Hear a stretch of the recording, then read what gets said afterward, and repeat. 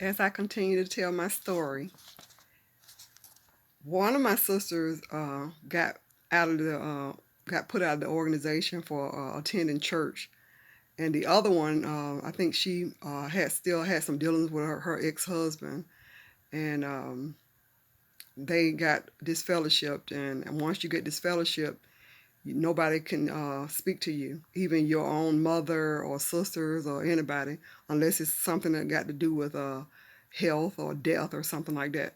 So I really witnessed um, them get shunned, and it was a bad feeling. We did that growing up when we saw people get disfellowshipped all along, and it was a terrible feeling then.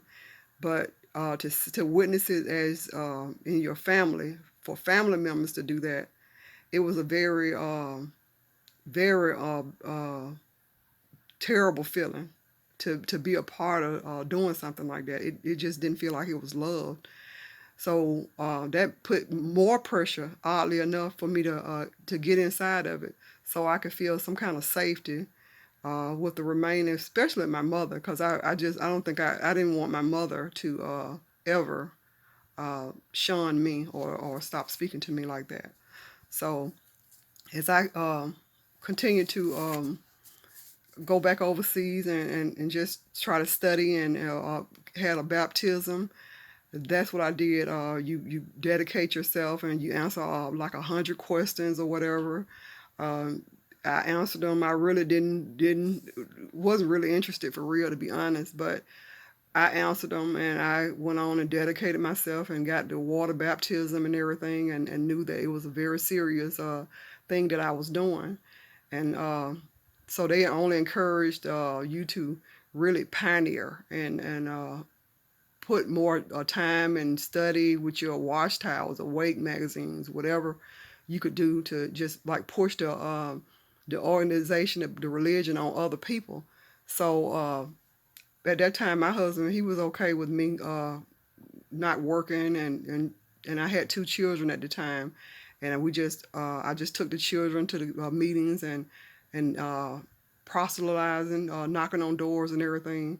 And eventually, as I was sitting and being hanging around with one of the older sisters in the organization, friends or whatever they call themselves, her son, her teenage son, while I was just visiting downstairs, he began to molest or my two daughters.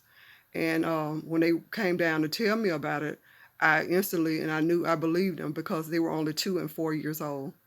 And as I took that situation to the elders, they just told me that they would handle it, and they was gonna take it into their own hands. They knew how to handle it.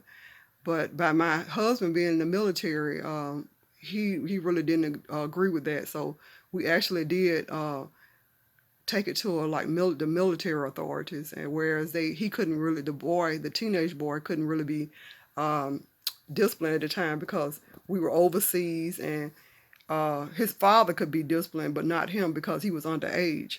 But the people in the congregation, I began to warn and tell them about what happened, which I was disciplined and told not to do that because they said I was gossiping because they would handle that. But it was found out that the guy had been doing it to other children. I don't know how they handled it, but I just I really didn't feel okay about that. But they said that Jehovah would handle it, and everything would all work out in the end. And so you just continue to push forward.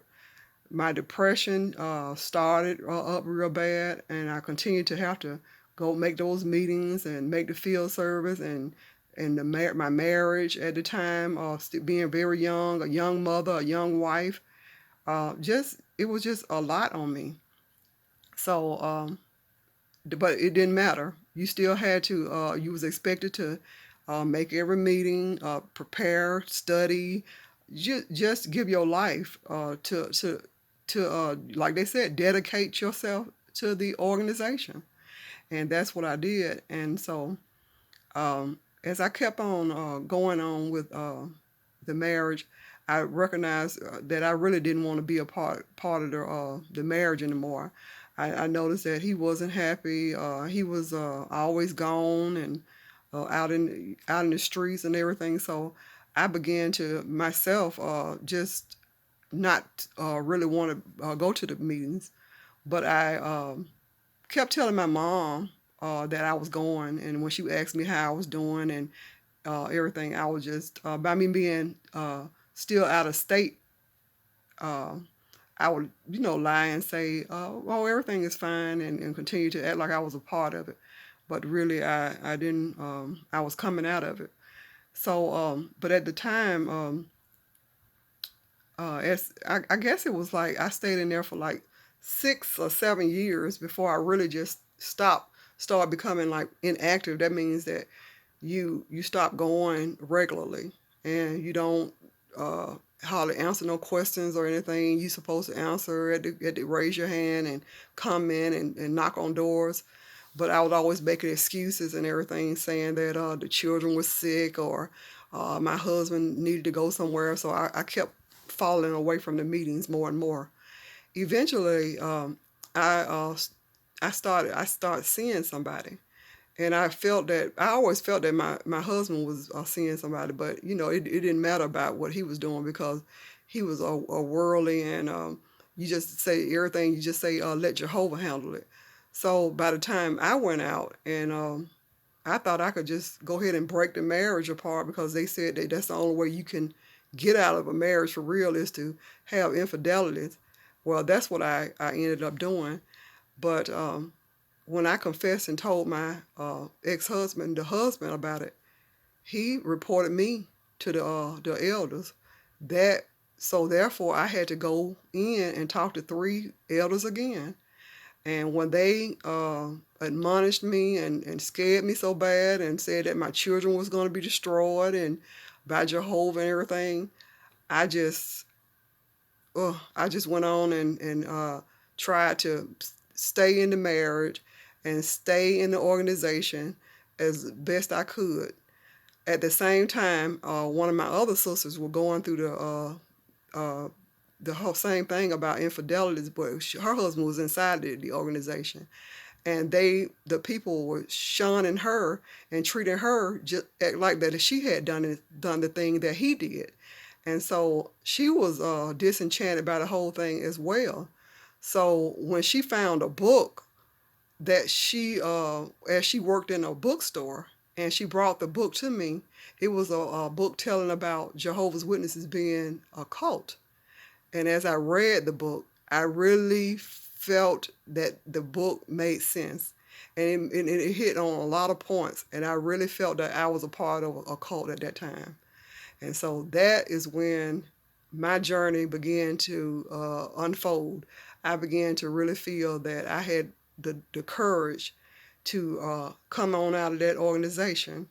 And after all the years of being in there and serving and believing all the things that they told me to believe, I finally came out. But it took years